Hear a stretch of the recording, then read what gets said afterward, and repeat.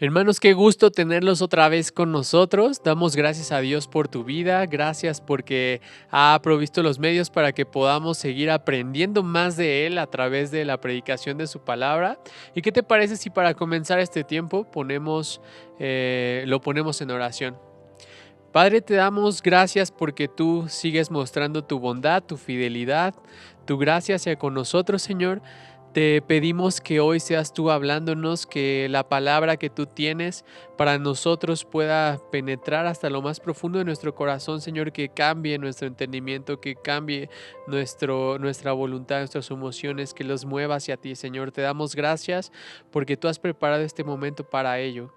Te bendecimos. En el nombre de Cristo Jesús oramos. Amén. Y tenemos un Dios glorioso, así que levanta tus manos, con tu voz exalta el nombre de nuestro Señor. Glorioso, te cantamos glorioso, lo gritamos, Cristo te alabaré, tu nombre exaltaré.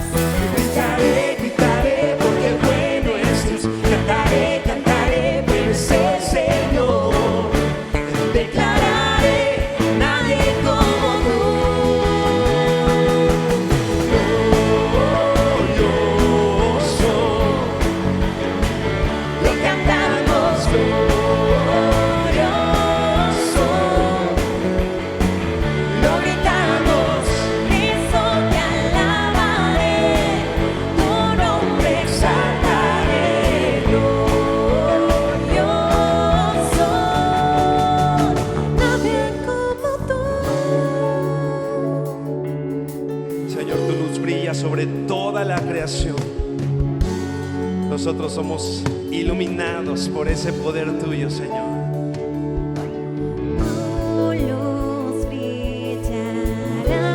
Tú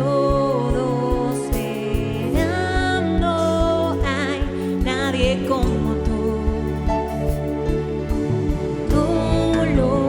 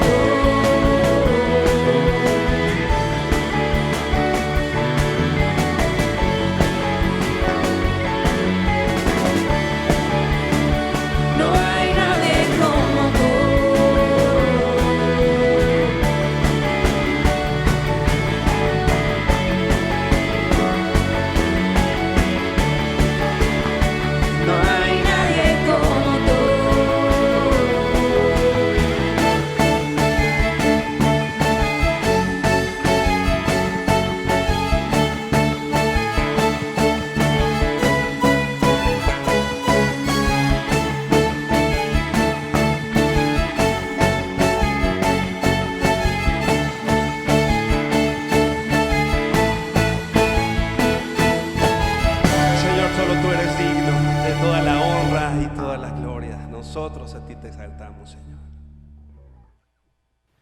Señor, tu promesa es estar con nosotros hasta el fin, Dios. Así que confiando en tu palabra, confiando en esa voz, la voz de nuestro pastor, esa voz que no podemos confundir, Señor, tenemos esperanza. Aunque yo esté en el valle de la muerte y dolor, tu amor me quita todo temor.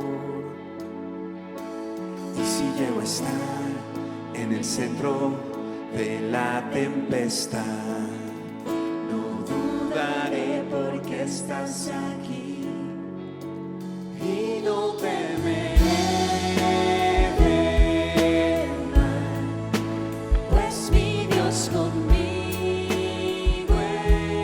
está. Y si Dios conmigo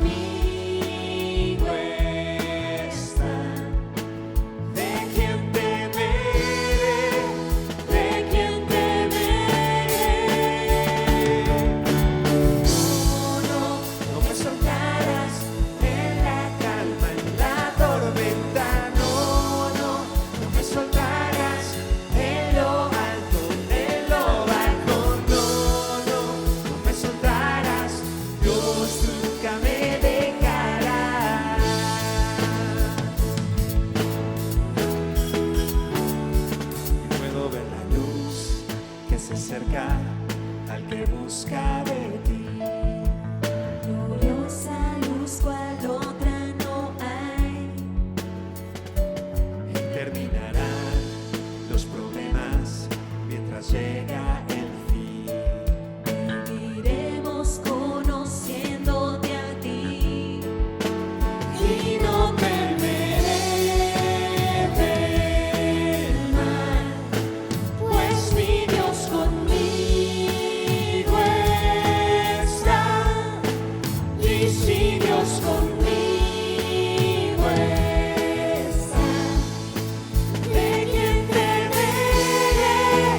¿De quién temeré?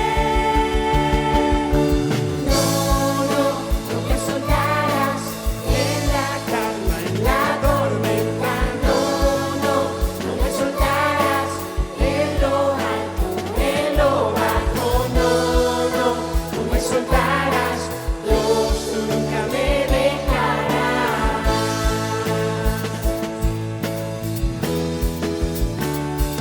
Puedo ver la luz que se acerca al que busca de ti. Y terminarán los problemas mientras llega el fin. Voy a alabarte, voy a alabarte. Solo a ti. Puedo ver la luz que se acerca al que busca de ti. Y terminarán los problemas mientras llega el fin. Voy a alabarte, voy a alabarte.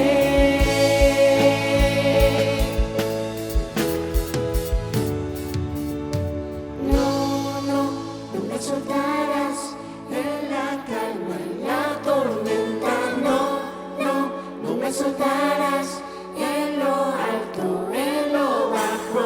No, no, no me soltarás. Dios, tú nunca me dejarás.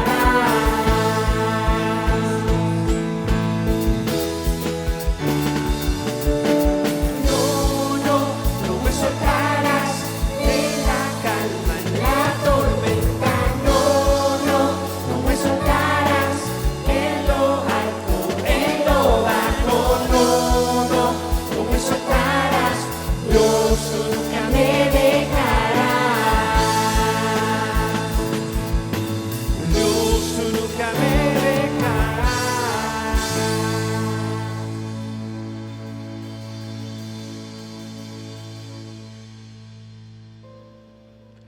Vamos a pasar al tiempo de las ofrendas y te voy a pedir que abras tu Biblia en la segunda carta a los Corintios, capítulo 8, Vamos a leer únicamente el verso 1 para poder entrar en contexto aquí. Es una carta que se escribe a la iglesia de los Corintios, que está al sur de Grecia. Y vamos a ver aquí cómo Pablo quiere dar a conocer lo que Dios ha hecho por medio de las iglesias de Macedonia, que es la región que está al norte de Grecia, que la conforman las iglesias de Filipos, Tesalónica y Berea. Y estas iglesias estaban siendo oprimidas, eran muy pobres, había muchas guerras ahí, los romanos las habían saqueado, por ende tenían hambruna, había persecución económica, la iglesia estaba compuesta por muy pocos ricos y en su mayoría eran pobres, había una disipación de los recursos materiales que habían poseído. Y entonces entramos al verso 1 donde dice, te lo voy a leer en NTV, ahora quiero que sepan, amados hermanos, lo que Dios en su bondad ha hecho por medio de las iglesias de Macedonia. O sea, fíjate aquí lo que está diciendo Pablo. Yo quiero darles a conocer algo. Yo quiero que ustedes se den cuenta de algo, pero algo que Dios ha hecho. Algo que Dios ha preparado, algo que Dios está haciendo, que Dios hizo por medio de las iglesias de Macedonia. Nosotros podemos ver en este texto que la fuente de toda bondad, porque si tú sigues leyendo ahí vas a ver que las iglesias de Macedonia, a pesar de tener la condición que tenían de estar en aflicción, ellos dieron con alegría, a pesar de ser pobres, dieron generosamente como si fueran ricos, dice una traducción ahí, ofrendaron para los creyentes en la iglesia de Jerusalén que estaban pasando por una tribulación. A pesar de ser pobres los macedonios, Dios hizo que su gracia pudiera verse reflejada a través de ellos para que ellos dieran a las iglesias que estaban en Jerusalén. Entonces podemos entender que, como dice Pablo, o sea, Dios hizo algo, Dios derramó su gracia en el corazón de los macedonios, y entonces los macedonios, esta bendición recibida por el Señor, ellos no tan solo se la quedaron y no tan solo dijeron Señor gracias, sino que fueron ese conducto por el cual Él pudo fluir la bendición de Dios, pudo fluir la bendición de Dios, la gracia de Dios que había sido dada a las iglesias de Macedonia fluyó a través de ellos y se dio también a las iglesias en Jerusalén. Entonces podemos sacar 3 puntos de esto. El primero, Dios es la fuente de toda bondad. O sea, Pablo aquí no quiere dar a conocer el carácter de los macedonios, aunque sí lo da a conocer, pero lo primordial es lo que Dios ha hecho. O sea, Dios es la fuente de toda bondad. Dice, les damos a conocer la gracia de Dios a través de las iglesias de Macedonia. La gracia es el resultado de la buena voluntad de Dios. Está en un tiempo que es participio perfecto y esto no es algo que suceda una vez y ya, sino es algo continuo, es algo que se hace de manera continua. Primera de Juan 4:19 dice, amamos a Dios porque Él nos amó primero. Aquí está la fuente de amor, es Dios. Filipenses 2:13, Él produce en mí tanto el querer como el hacer. Otra vez, Él es el que produce, Él es la fuente. Nosotros somos receptores, nosotros recibimos esa buena voluntad de Dios. En este caso, las iglesias de Macedonia la reciben y entonces ellos son el instrumento o el canal por el cual se bendice a las iglesias de Jerusalén. De la misma forma, Dios nos ha provisto a nosotros de recursos, nos ha dado bendición, hemos hallado gracia delante de Él y Dios quiere ocuparnos para hacer ese canal, así como fueron las iglesias de Macedonia. Entonces, acuérdate que la gracia de Dios, o sea, la fuente, es dada a las iglesias de Macedonia, es la misma gracia de Dios que me da a mí, yo soy el receptor, de distintas formas, con la que debería yo ser ese canal de bendición a otros. Entonces, entendiendo esto, yo te voy a pedir que cierres tus ojos y vamos a orar por las ofrendas. Señor, te damos gracias porque tú eres la fuente de toda bondad, tú eres la fuente de toda bendición, tú eres la fuente de todo amor. Señor, gracias porque el resultado de que nosotros podamos ser dadivosos, podamos ofrendar, podamos dar, podamos ayudar, es simplemente un reflejo de lo que tú eres, Señor. Gracias porque tú produces en nosotros tanto el querer como el hacer y nosotros podríamos negarnos, Señor, a hacer ese canal de bendición, Pero Padre, estamos dispuestos a hacerlo, así como tú lo eres con nosotros, así como tú nos das, así como tú nos provees. Señor, nosotros queremos tener ese mismo carácter tuyo, Señor, de ese Padre amoroso que da sin esperar algo a cambio, que es generoso con cada uno de nosotros. Así queremos ser nosotros, Señor. Te damos gracias por tu bendición y gracias por ese gran regalo de poder ser nosotros ese canal de bendición para otros, Señor. Te bendecimos y ponemos estas ofrendas en tus manos, en el nombre de Jesús. Amén. Hermanos amados, qué bueno nuevamente estar aquí compartiendo la palabra de nuestro Dios con todos ustedes. Me da muchísimo gusto que estemos iniciando un nuevo año de estudio de la Biblia, un nuevo año en el que Dios quiere nutrir nuestro corazón, nutrir nuestra vida, nutrir nuestra alma, nuestro espíritu. Nuestra mente sea abastecida por todos los conceptos que Dios tiene para que nosotros caminemos, avancemos en nuestra vida espiritual, que podamos crecer y poder enfrentar cualquier reto que Dios nos permita llevar a cabo. Y bueno, pues hemos terminado algunos temas, hemos dado algunos temas especiales de Año Nuevo para iniciar el año, y hoy quiero comenzar o recomenzar más bien con todos ustedes un estudio que iniciamos antes de la pandemia, antes de que empezara todo esto, del libro de la carta, a los Efesios, a la iglesia en Éfeso. Vamos a retomar este estudio y los 2 primeros capítulos voy a hacer un resumen muy rápido. Sin embargo, no quiero dejar algunos temas importantes a la deriva o muy demasiado ligeros. Vamos a ir caminando en bloques de versículos y más adelante pues trataremos de profundizar en cada uno de ellos. Sabemos que Dios es bueno y nos ha dejado su palabra para que nosotros podamos enriquecer nuestra vida. Y bueno, aquí en la carta a los Efesios, una carta preciosa en donde vamos a encontrar una riqueza de tesoros espirituales de Dios para nuestras vidas, contenida aquí en todo lo que el Señor permitió revelar al apóstol Pablo, y es muy importante que nosotros podamos llegar a entender sobre todas las cosas quiénes somos para Dios. Es muy importante también esto en la vida cristiana.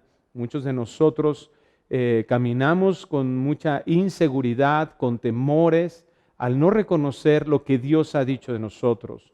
La altivez está fundamentada en lo mismo exactamente. Toda soberbia y el orgullo son derrocados cuando nosotros encontramos una identidad en Dios. Muchos facilitadores de supuestos animadores en la vida que dan pláticas para provocar al hombre, para impulsar al hombre, de autoayuda y todos estos temas, tratan de mejorar lo que ha denominado el hombre la autoestima, es decir, tratando de hacer que brote de nosotros mismos una seguridad, un caminar en este mundo, avanzar en este mundo, diferentes situaciones laborales, familiares. Han enfocado todo este sistema filosófico, ideológico, en apuntar hacia uno mismo, en buscar tus valores, en buscar lo valioso que eres, el éxito que puedes lograr en tu esfuerzo, darte cuenta que puedes dejar muchas cosas a un lado y poder entender que tú puedes lograr grandes éxitos, ser una persona exitosa a los ojos del mundo. Sin embargo, esto lo que vemos claramente como fruto es un crecimiento terrible del orgullo a tal grado que nos sentimos en muchas situaciones, en muchos conceptos más sabios que Dios. Esto permeado dentro de la iglesia ha provocado que haya personas que tengan una interpretación equivocada de la Escritura, a tal grado que escuchamos muchos precursores de estas ideologías, de estas formas psicológicas de ver la vida o de apuntar o de invertir en la mente del hombre. Vemos que muchos de ellos están a favor, repito, dentro de la iglesia cristiana, a favor de que la Biblia ya ni siquiera tiene la verdad absoluta, que la interpretación de la Biblia tiene que estar de forma subjetiva en función de cada uno, cada perspectiva, en función de mis propios intereses, y que inclusive se ha llegado a negar la inerrabilidad y la infalibilidad de la Escritura. Es decir, que la Biblia tiene errores, que la Biblia se puede llegar a contradecir en muchas de sus partes y que requieren una consideración personal y cultural. Debemos de tener mucho cuidado porque la Escritura fue dada a hombres piadosos, dice la Biblia, fue inspirada por Dios y ciertamente requiere de un estudio hermenéutico, es decir, reglas que nos permitan tener el correcto mensaje, obtener el correcto mensaje para el que fue dado en el momento y con lo que está ahí escrito. No podemos nosotros hacer una interpretación, eso no significa ser subjetivo, al contrario, tenemos que, es decir, no depende de la opinión de cada quien, sino que nosotros podamos entender que la interpretación de la Biblia es pública, es objetiva. Dice Pedro en su segunda carta, no es de interpretación privada.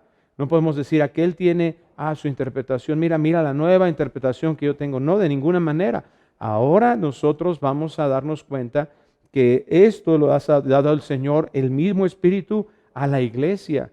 Y ahí es donde nosotros, estudiando y utilizando las reglas correctas de interpretación, con estas características que hasta de sentido común deberíamos de tener, entonces vamos a encontrarlo.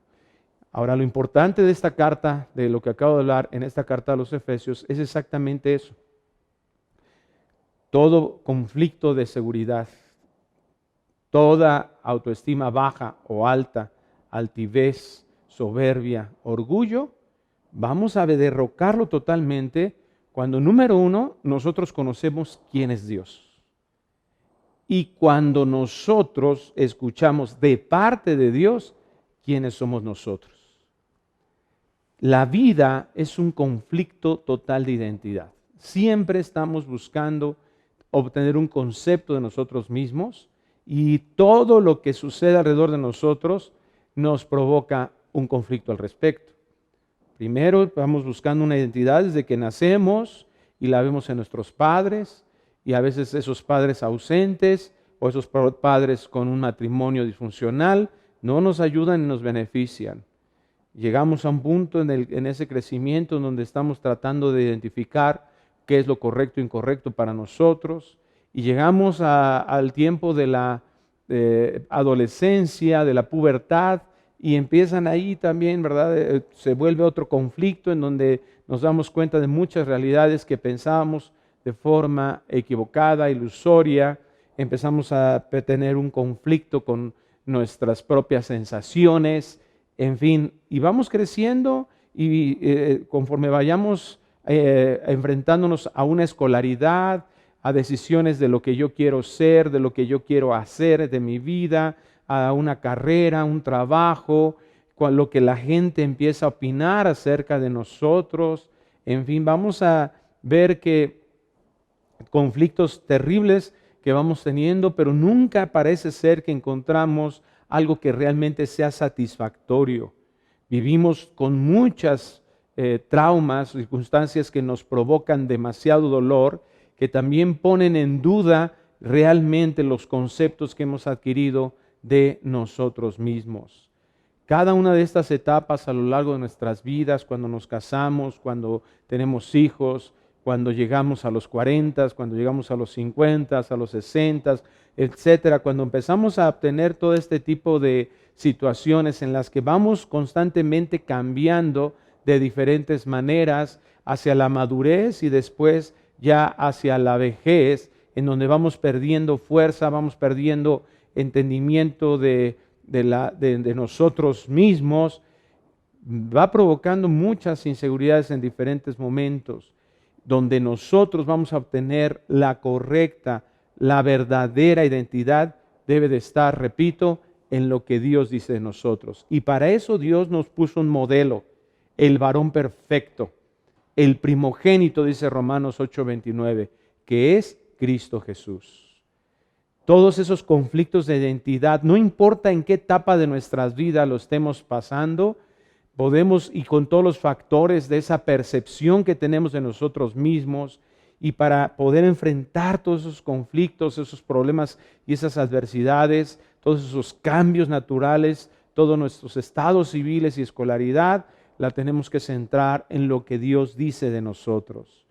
Todo ese concepto que se ha generado en todas las formas, ¿verdad? En las opiniones de los demás, en lo que hemos escuchado de los demás, que de alguna otra manera han influenciado en las actitudes también de los demás. Muchos de nosotros, repito, hemos recibido muchas heridas en nuestro corazón por ofensas, por desprecios y menosprecios, por abandonos de diferentes índoles, cuando los papás parten, cuando los papás se divorcian, en fin, todo eso comienza a provocar en nosotros un concepto. Todas estas experiencias han generado un concepto de lo que digo yo de mí mismo. Si me veo exitoso o me veo fracasado, si me considero aceptado o me considero rechazado, si me considero deseado o me considero aborrecido, si yo soy una persona paciente o impaciente, etcétera, etcétera. Tantos conceptos que empezamos a decir y empezamos a manejar en nuestras vidas. Es muy importante entonces que nosotros a través del estudio de esta carta podamos abastecer nuestra mente y creer que la Biblia es la verdad. Y cuando vemos esto podamos encontrar nuestra identidad en el Señor Jesucristo. Cuando sepamos quiénes somos, vamos a saber qué hacer. Y por eso encontramos, repito, en esta carta la respuesta a la pregunta, ¿quiénes somos para Dios? Vamos a Efesios capítulo 1, versículo 1. Dice así: Pablo, apóstol de Jesucristo por la voluntad de Dios, a los santos y fieles en Cristo Jesús que están en Éfeso. Gracia y paz a vosotros, de Dios nuestro Padre y del Señor Jesucristo. Bendito sea el Dios y Padre de nuestro Señor Jesucristo, que nos bendijo con toda bendición espiritual en los lugares celestiales en Cristo, según nos escogió en Él antes de la fundación del mundo, para que fuésemos santos y sin mancha delante de Él, en amor habiéndonos predestinado para ser adoptados hijos suyos por medio de Jesucristo, según el puro afecto de su voluntad, para alabanza de la gloria de su gracia, en la cual nos hizo aceptos en el amado. Cierre sus ojos un momento, por favor. Padre, queremos pedirte que este estudio pueda ser nutritivo para la vida de todos los que lo escuchemos.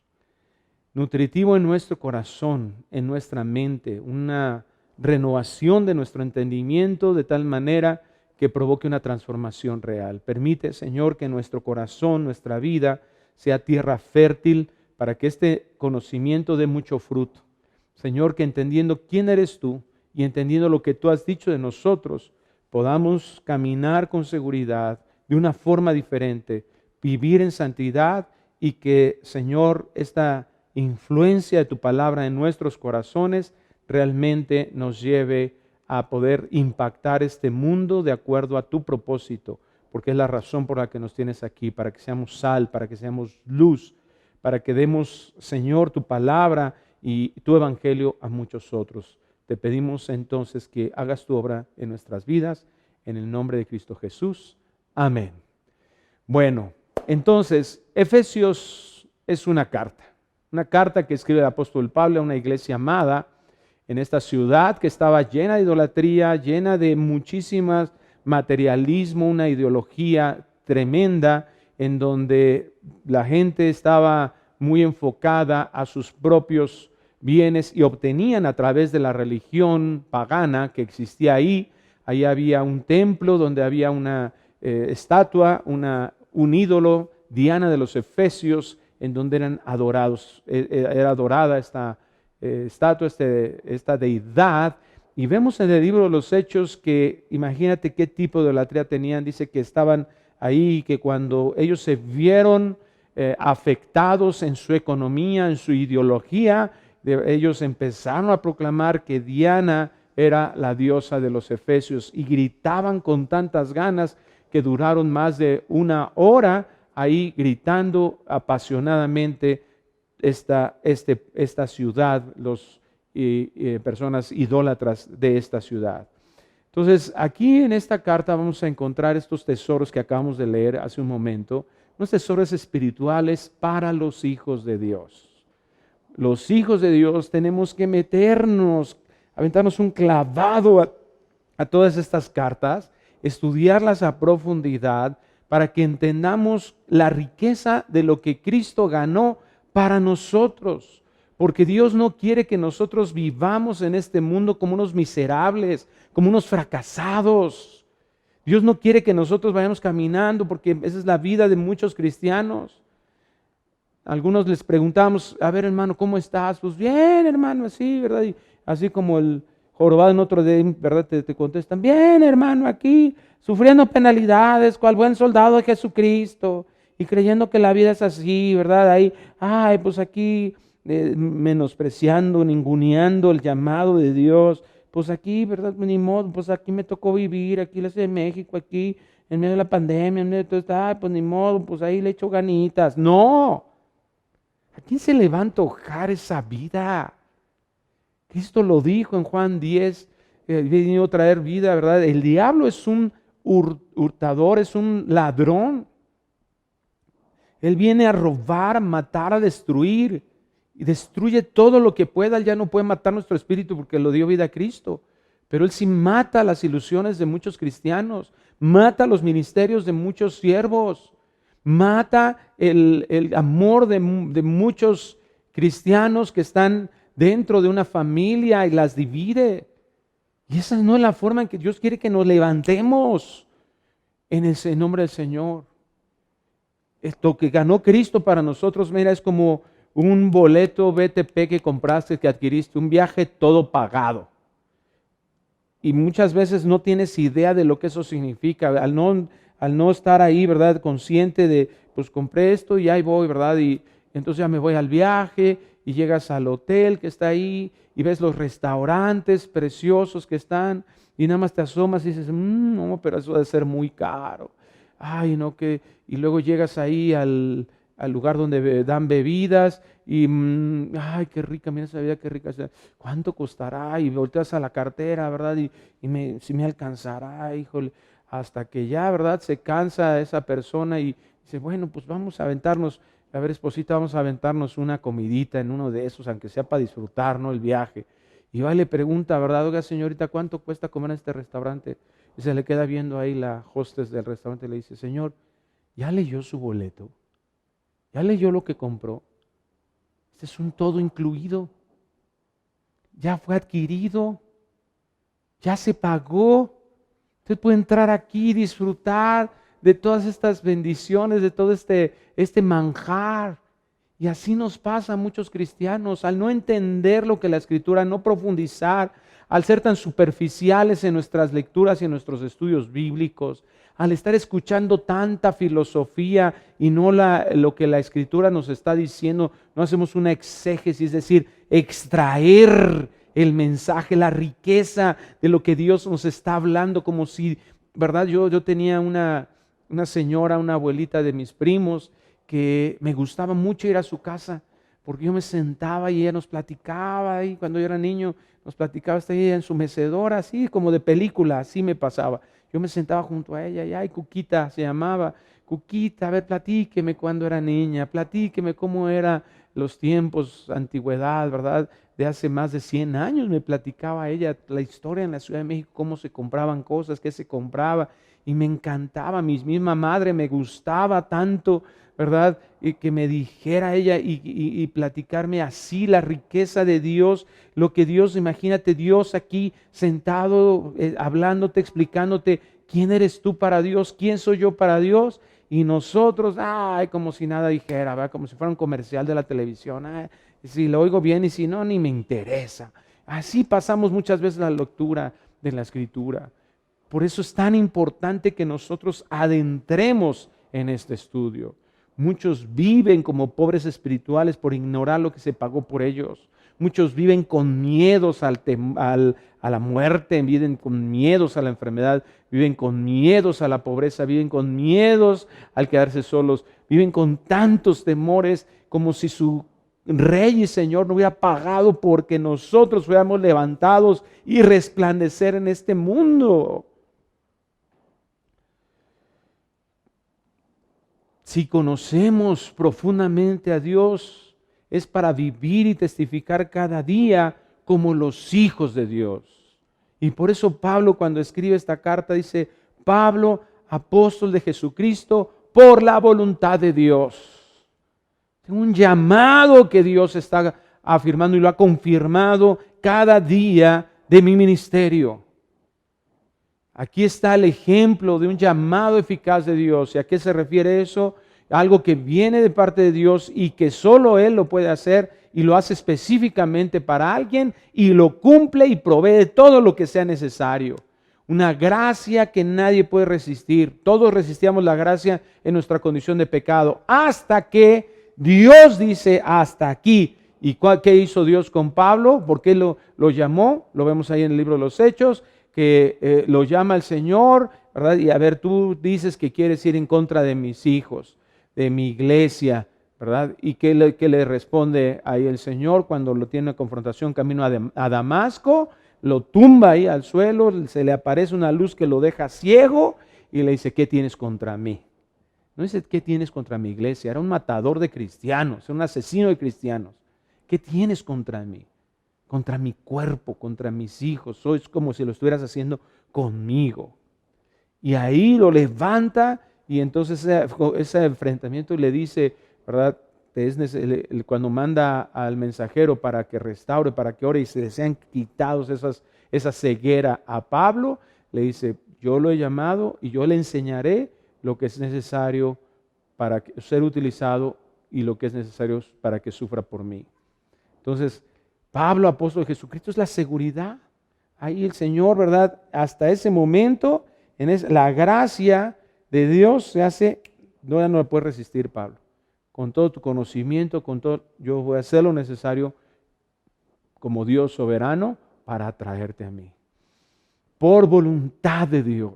Es la voluntad de Dios la que define, no la nuestra, no la de nosotros. Es que yo tomé la decisión de seguir a Cristo. Es que yo levanté mi mano y yo tomé la decisión de creer en Él.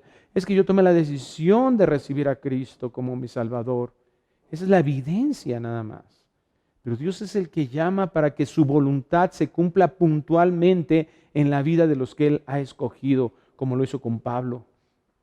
Y recibimos de parte de Él todas las instrucciones precisas en su palabra para no extraviarnos. ¿Quién provee de eso? Dios mismo.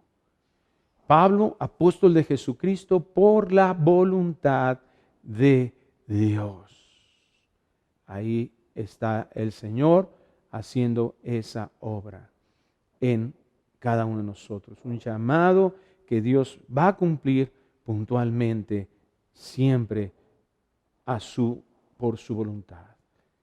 Y ciertamente hay evidencia en que yo creo, hay evidencia en que yo decido, tomo una decisión, pero el origen no es mi voluntad, el origen es la voluntad de Dios. Eso dice Juan capítulo 1, ¿verdad? A todos los que le recibieron, ahí está, pastor, sí le recibieron, claro. A los que creen en su nombre, les dio potestad de ser hechos hijos de Dios. ¿Y qué sigue diciendo el siguiente versículo? Esto no de voluntad de hombre, sino de Dios. Es Dios el que define las cosas, es Dios el que cumple las cosas en relación a nuestra salvación, en relación a lo que Dios quiere, a nuestro llamado. Es que yo decidí entrar al instituto y por eso ya ahora soy pastor. Es que yo decidí servir al Señor y ser fiel y entonces ahora, y mira, ya soy pastor. Claro, Dios deja su voluntad, pero la que está sobre todas las cosas es la voluntad de Él. Dios nos da esa capacidad, ¿verdad? Un área que está limitada por lo que Dios quiere. Y cuando Dios dice hasta aquí, en todo sentido. A los santos y fieles en Cristo Jesús que están en Éfeso. Santos y fieles, llamados por gracia, sin ningún tipo de mérito. ¿Y cómo nos llama el Señor? Santos y fieles. Por medio de la fe somos justificados y nos es regalada esa justicia, esa fe y esa salvación ¿Para qué? Para que nosotros le adoremos. Lo vamos a ver en los versículos siguientes. Voy a leer este versículo, esta parte del versículo, Efesios 1:1 en la Biblia de Dios habla hoy. Dice, forman parte del pueblo santo y por la fe están unidos a Cristo Jesús. Esto es muy importante. Cuando dice, tú lo vas a ver ahí en nuestra versión Reina Valera, fieles en Cristo Jesús. Todas las cosas buenas que nosotros tenemos es porque estamos unidos a Cristo. 1 Corintios 6 lo dice, somos un espíritu ahora, ¿verdad? Nos unimos en espíritu al Señor. Y por eso ahora nosotros es lo que nos comparte Cristo, su santidad y la fe. Entonces estas riquezas que Dios tiene para nosotros son alcanzadas única y exclusivamente por la obra de Cristo Jesús, no por nuestros méritos. Si estamos en Cristo, es gracias a Cristo que tenemos eso, no por lo que nosotros hayamos hecho nunca jamás, ni lo que podamos llegar a ser nunca jamás. Todos los creyentes, aquí lo está diciendo, la palabra fiel tiene su raíz en la misma palabra fe, pistos. ¿Sí? Esta fe está hablando, cuando habla de santos, está hablando de aquellos que fueron colocados en esta posición de apartados de Dios, y fieles está refiriéndose a los que tienen fe, todos aquellos. Entonces, cualquier creyente de parte de Dios o en Cristo, somos santos. Y cualquier creyente, ¿verdad? Y cualquier santo es porque ha creído. Es una unión total. Santos y fieles, fe y santidad, pureza. Todos ellos, ¿verdad? Somos herederos en Cristo, por la obra de Cristo, en la unión que tenemos con Cristo. Gracia y paz a vosotros, de Dios nuestro Padre y del Señor Jesucristo. Entonces, aquí ya estamos respondiendo a la pregunta, ¿quiénes somos para Dios? Mira, es muy importante que nosotros comencemos a señalar esto que Dios dice. Si nosotros queremos encontrar una identidad con Cristo, tenemos que comenzar a señalar lo que Dios dice de nosotros. Y ya vimos dos. ¿Quiénes somos para Dios? Número 1, dice Dios en su palabra, que si tú has creído en Jesucristo como tu Señor y Salvador, que Él pagó por tus pecados en la cruz del Calvario, que Él sustituyó tu lugar, mereciendo tú el infierno y estar apartado, la soledad que implicaba, la maldición de estar apartado de Dios por toda la eternidad. Él la recibió en la cruz del Calvario y al tercer día resucitó para vencer a la muerte, que era nuestra maldición, y que por Él y para su gloria nosotros hemos sido llamados ahora sus hijos. Ahí está la primera, ¿verdad? Que somos hijos. Y número 2, ¿qué dice que si somos hijos, qué somos? Santos. ¿Quién eres para Dios? Eres un santo, eres una santa. Y tú puedes decir, ¿yo? ¿Yo? Con todo mi orgullo, con toda mi soberbia. Yo que anoche mira lo que pensé. Si tú has nacido de nuevo, te vas a dar cuenta que tu vida ahora en relación al pecado tampoco es la misma. Ahora la búsqueda del deseo del corazón regenerado es santidad. Y algo que antes nunca habías podido poner tu confianza, ahora lo tienes. La gracia se manifiesta de esa manera. Es la fe. Crees en lo que nunca habías podido creer por tu propio esfuerzo. Es algo que hace Dios. Entonces Dios te llama santo. Dios te llama fiel. Esto es lo que está embestido por la obra de Cristo. En Cristo somos embestidos de una justicia que se manifiesta con santidad y con fe en la palabra de Dios, en lo que Dios ha hecho y ha dicho. Ya encontramos entonces nuestra identidad si estamos en Cristo. Y Dios dice que a nosotros nos es manifestada esa gracia y paz. Para nosotros es de parte de Dios, que es nuestro Padre. Entonces ahí estamos, ¿verdad? Hijos, santos, fieles. Cuando alguien te pregunte, cuando tú te preguntes, cuando te das el espejo y dices, oye, qué feo estoy. Oye, no, es que ya estoy muy viejita, ya estoy, mira, bien acabada. Deja de pensar en eso como los valores más grandes, porque eso es lo que nos impone el mundo, con todos sus sistemas absurdos, ¿verdad? Impresionante en esas cosas que está imponiendo en la belleza, en la estética, todas cosas terribles, una manipulación terrible de la sociedad. Deja de pensar en eso y tú di lo que la palabra dice de ti. Ay, es que tuve un esposo que me maltrató muchísimo y me decía que estaba bien fea y que no servía para nada, y mis padres fueron abusivos y me dijeron, ok, ¿sabes qué? La manera de que todo eso se vaya a un lado es cuando tú perdonas y ahora tú abasteces tu vida, tu mente de lo que dice Dios. Dios, el Todopoderoso, el Creador del universo, el que dijo, sea la luz y fue hecho la luz. El que dijo, sean las lumbreras, y son las lumbreras que estamos viendo al día de hoy. El que dijo, produzca la tierra árboles y produzca fruto y produzca animales, y todo fue hecho por su voz. Ese todopoderoso que sustenta la creación está diciéndote, eres mi hija y eres santa, apartada para mí, y eres fiel. Eres una creyente. Pon tu confianza en mí. En ti, para ti he derramado estas bendiciones. Somos llamados a ser bendecidos por el espontáneo y desmerecido favor de Dios.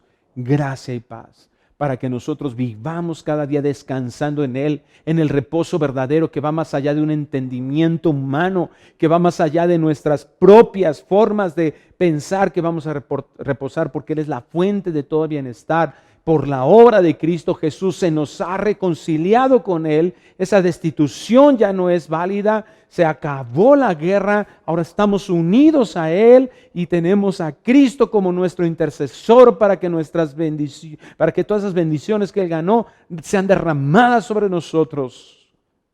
Esto dice Dios. Aquí lo acabamos de leer. Gracia y paz a vosotros, a los santos, a los fieles.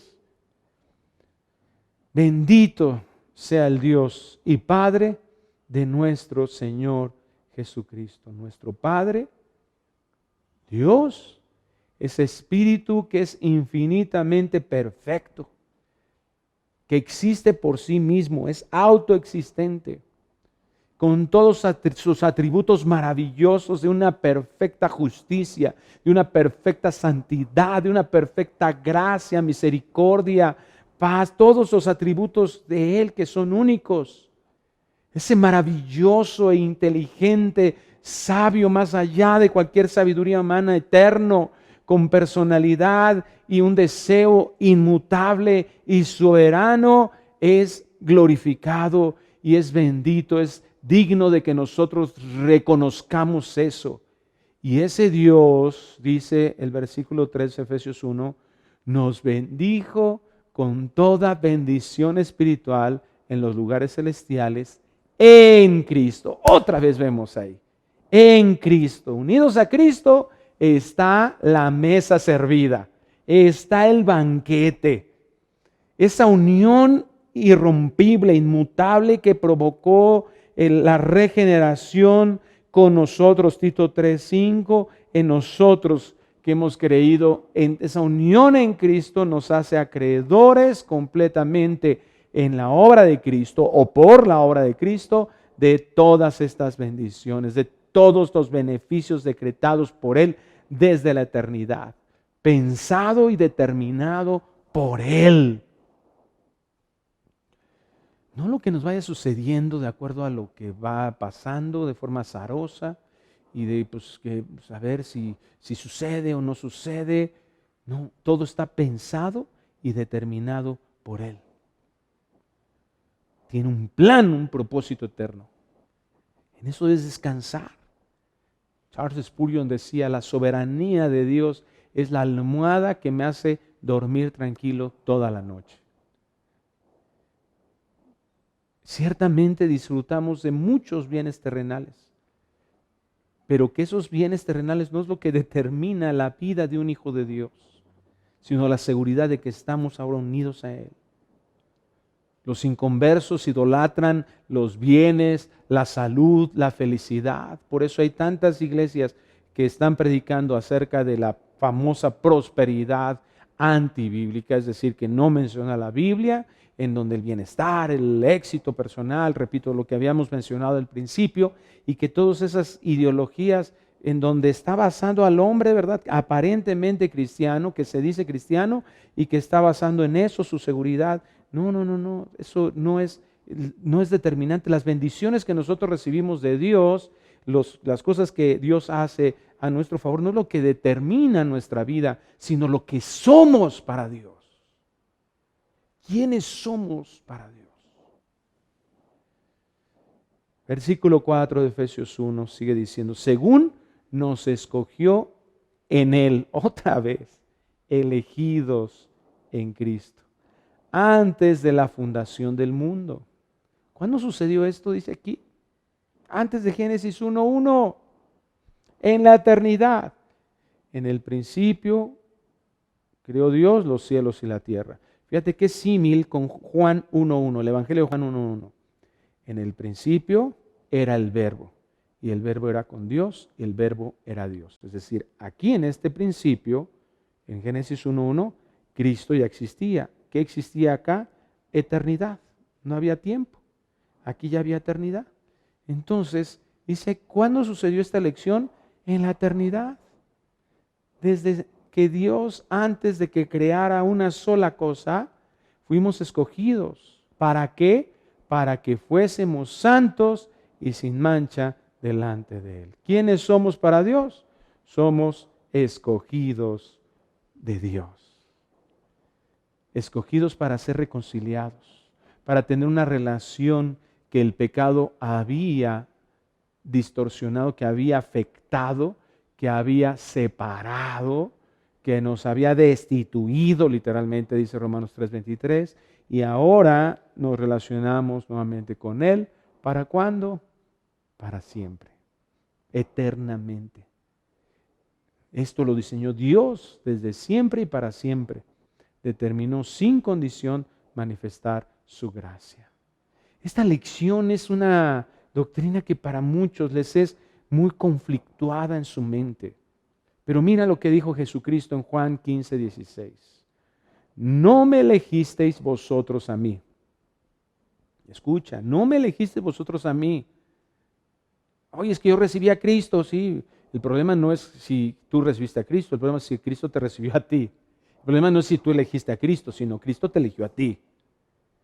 No me elegisteis vosotros a mí, sino que yo os elegí a vosotros y os he puesto para que vayáis y llevéis fruto y vuestro fruto permanezca, para que todo lo que pidierais al Padre en mi nombre, Él os lo dé. Un verdadero elegido, alguien que ha nacido de nuevo, alguien que es ahora hijo de Dios, verdaderamente va a dar un fruto de eso, es decir, va a ser evidente, así como el mangal da mangos, porque es mangal, así una nueva naturaleza, una naturaleza regenerada por Dios, va a dar un fruto espiritual.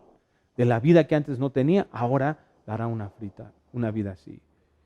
No es porque haya habido una actitud, un pensamiento, una virtud personal para los que han sido salvos, de ninguna manera. Es algo que proviene del Dios Todopoderoso. Romanos capítulo 9, versículo 10. Nuevamente aquí el apóstol Pablo. A veces cuando escudriñamos estos versículos, volteamos y decimos, ¿cómo la gente a veces puede no entender o qué hace? ¿Cómo hace su exégesis?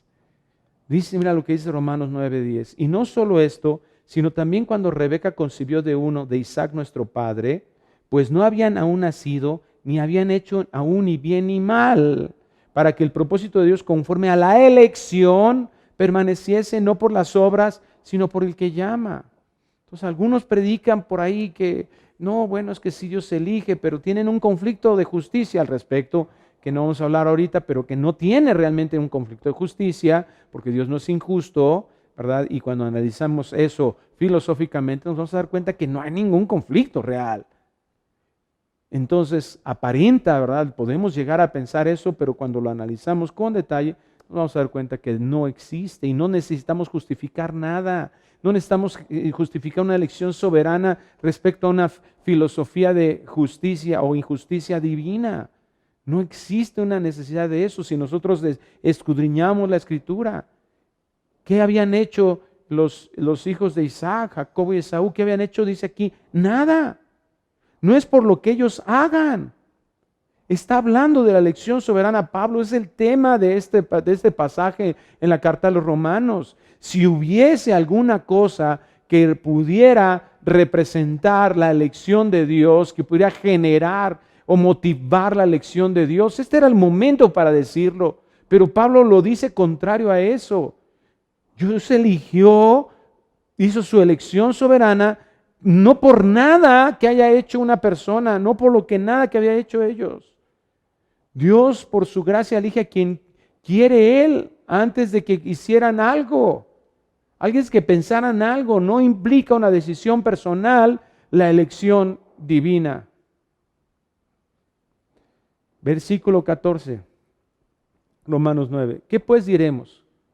Escucha esto, ¿que hay injusticia en Dios? En ninguna manera. Pues a Moisés dice, tendré misericordia del que yo tenga misericordia y me compadeceré del que yo me compadezca. Así que no depende del que quiere ni del que corre, sino de Dios que tiene misericordia. Entonces no existe situación para ser la causa decisiva de la salvación. Y esto, ¿por qué lo diseñó así Dios? Porque toda la gloria, escucha, toda la gloria es para Él.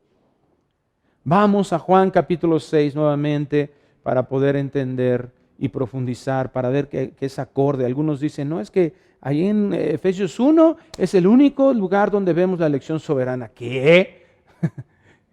Bueno, Juan 6:39.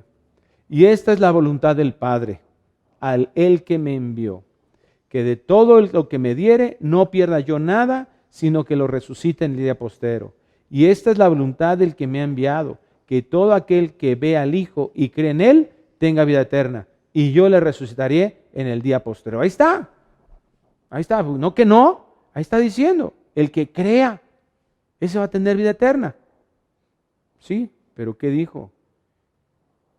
¿Qué dice el versículo 44? Ninguno puede venir a mí si el Padre que me envió no lo trajere, y yo le resucitaré en el día postrero. ¿Quiénes vienen a Cristo? Aquí lo dice.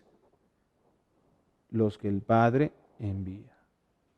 Y si esto no te queda totalmente claro, ve cómo lo confirma Cristo en el versículo 65.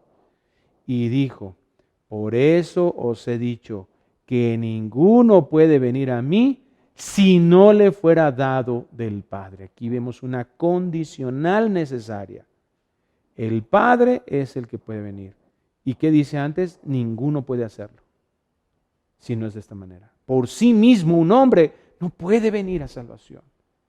El amor, el perdón y la justicia recibidos están arraigados en el designio divino eterno de Dios. Oye, pero ¿no es injusto esto? Porque algunos iban a terminar en el infierno. No, porque los que hemos recibido esta gracia, y ahí está la palabra clave, los que hemos recibido esta gracia, no teníamos una diferencia en nosotros mismos con aquellos. Todos, no hay justo ninguno, por cuanto todos pecamos, estamos destituidos de la gloria de Dios. Todos merecíamos el juicio de Dios, de Romanos 3. Ahí íbamos en ese camino, hacia allá. No había ninguna diferencia de nosotros o por nosotros mismos, no. Y Dios en su soberanía dijo, estos. Oye, pues es que Dios previó algo que íbamos nosotros a no rechazarle, a decirle que sí. Eso no enseña la Biblia en ningún lado. Y dice, ya como ya lo vimos, lo contrario. En el compromiso omnipotente divino se establece algo que no podría depender de la fragilidad de la decisión humana, del mérito humano, de la inteligencia o de la voluntad humana. Eso tiene que estar determinado por Dios, para que fuésemos santos, nuevamente lo confirma, y sin mancha delante de Él. Lo dice Pablo y ahora lo explica. Dios hizo todo esto para que llegásemos a esta posición. Tenía que pagarse. Quienes somos para Dios, somos santos, apartados, liberados de la esclavitud del pecado y limpiados por su sangre. No es porque yo tenga un mérito religioso, porque esa es la contaminación de la institucionalidad romana, de la Iglesia Católica Romana. Es que si ese mira todo lo que hizo, y mira los bienes, y mira todo lo que logró, y mira los milagros, y entonces se le certifica, y entonces esa persona es declarada como beato primero y después como un santo. La Biblia no enseña eso. Somos declarados santos, no por un acto religioso de reconocimiento en virtud a las obras, sino por la manifestación de la gracia de Dios. Hebreos 10:10 dice, en esa voluntad somos santificados mediante la ofrenda del cuerpo de Jesucristo, hecha una vez para siempre. El perdón de nuestros pecados, declarados sin ninguna culpa, fue por la fe, el regalo de la fe que Dios nos da en la obra de la gracia en Cristo Jesús. Dios quiere que nosotros comprendamos eso, que somos justificados y Dios era necesario delante del Señor que nosotros viviéramos de esta manera. En Levítico 11:44 dice, porque yo soy Jehová vuestro Dios, vosotros por tanto os santificaréis y seréis santos, porque yo soy santo. Hay una necesidad de esa regeneración para que nosotros pudiésemos ser declarados como santos, porque era la única manera de poder relacionarnos con Dios. En Habacuc 1:13 el Señor dice, muy limpio eres de ojos, le dice el profeta, para ver el mal, ni puedes ver el agravio. Dios ni siquiera puede relacionarse con nada impío. Salmo 5:5 dice, los insensatos no estarán delante de tus ojos, aborreces a todos los que hacen iniquidad. Es imposible, ¿verdad?, que la absoluta inmaculada pureza divina se contamine o se ensucie. El Salmo 7:11 dice, Dios es juez justo y Dios está irado contra el impío todos los días. Él se relaciona íntimamente con los que ya han obtenido de parte de Él esta naturaleza absolutamente pura. ¿Y cómo se logra esto? Por la obra de Cristo, como ya lo dijimos. Esta purificación por medio de Cristo Jesús. Y sigue diciendo el versículo 5. En amor, habiéndonos predestinado para ser adoptados hijos suyos, por medio de Jesucristo, según el puro afecto de su voluntad. Aquí está totalmente claro. No según nuestra voluntad, por su voluntad, desde la eternidad, porque Él lo decidió. Él marcó y proveyó el camino. Esto es predestinación. Projorizo es la palabra que se utiliza en el griego, que es con anticipación una línea. Jorizo es la palabra que viene de horizonte, una línea que está ahí trazada, ¿verdad? Entonces, con anticipación Dios trató todos los puntos de nuestra vida para que nosotros viniésemos a que su voluntad se cumpliera. Marcó ese camino sin que nada fuera omitido para que fuera entregado nuestra vida a Él. Por eso tenemos que entenderlo, esta salvación depende de Él, por eso entendemos que esta salvación no se pierde, porque Dios es el que salva.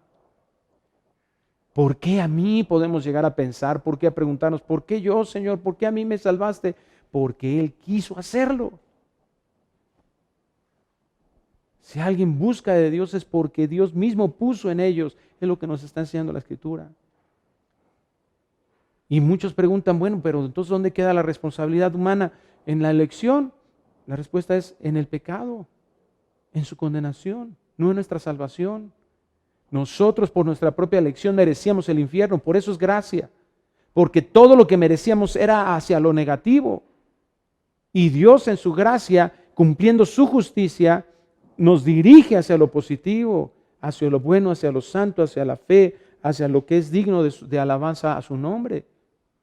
Por nosotros mismos, nuestra decisión, nuestra condición de pecado. Lea Romanos capítulo 3, caramba, para que pueda entender cuál era la condición de caída donde Dios nos es arrancado. Y esto no es para que nosotros, esa lección es para que nosotros hagamos lo que se nos da la gana, de ninguna manera. Eso sería una demostración de que no hemos nacido de nuevo. La verdadera elección está basada y mostrada en fe y en santidad, que son las evidencias de haber sido elegido. Y terminamos con el versículo 6 que dice, para alabanza de la gloria de su gracia con la cual nos hizo aceptos en el amado. ¿Qué somos? Aceptados. Cuando tú te sientas rechazado, lee Efesios 1:6. ¿Eres aceptado por Dios? ¿Qué te importa?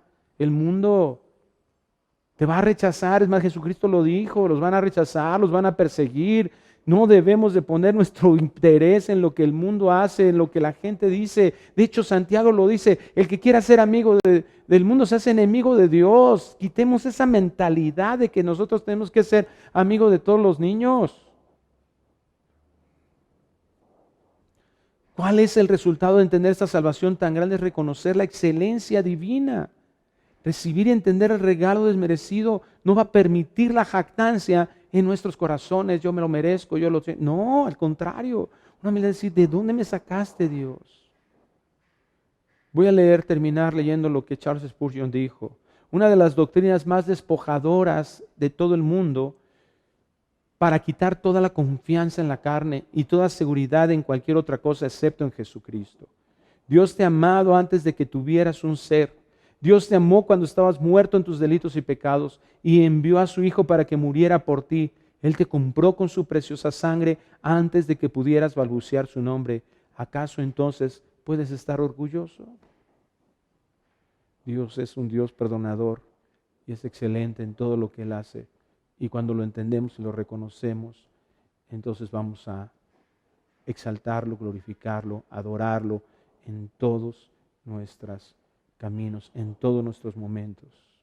Tenemos que desechar toda esta ideología perversa, toda esta superficialidad religiosa y exponer el Evangelio con denuedo. Somos llamados para representar al Rey de Reyes y Señor de Señores, y por eso necesitamos ser levantados como sus hijos, no con orgullo, no con altivez, no con soberbia, sino con la luz, con la humildad de saber para qué estamos en este mundo y con amor publicar sus grandezas. Padre, te agradecemos y permítenos comprender, Señor, y que esta palabra se haga carne en nosotros, sea una realidad, y que no estemos buscando aceptación y reconocimiento del mundo, una amistad con el mundo, con los inconversos, que eso, Señor, sepamos que estamos ahí para bendecirlos, para edificarlos, aún en nuestra propia casa. Ese debe ser nuestro funcionamiento, servir a nuestros vecinos, a todos los que están alrededor, Señor, que podamos llevar el Evangelio, que es lo más maravilloso que tú nos has dejado para compartir, el tesoro más precioso.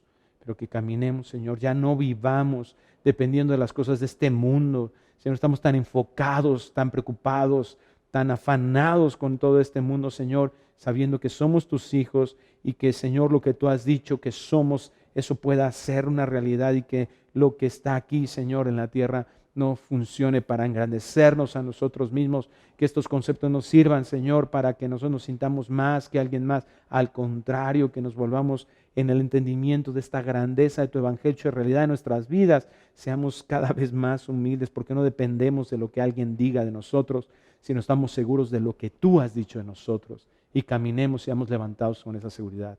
Te lo pedimos todo esto, Señor, en el nombre precioso de Cristo Jesús.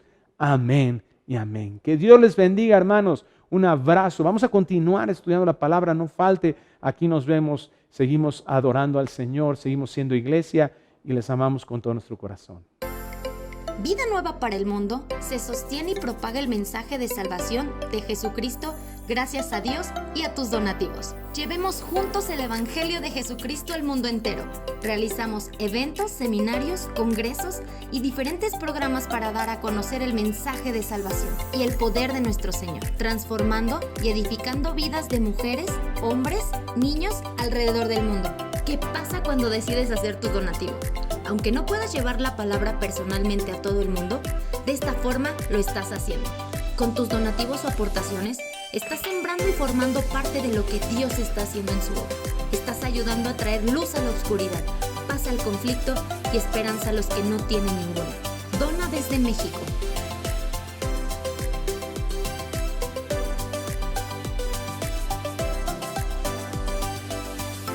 Dona desde Estados Unidos.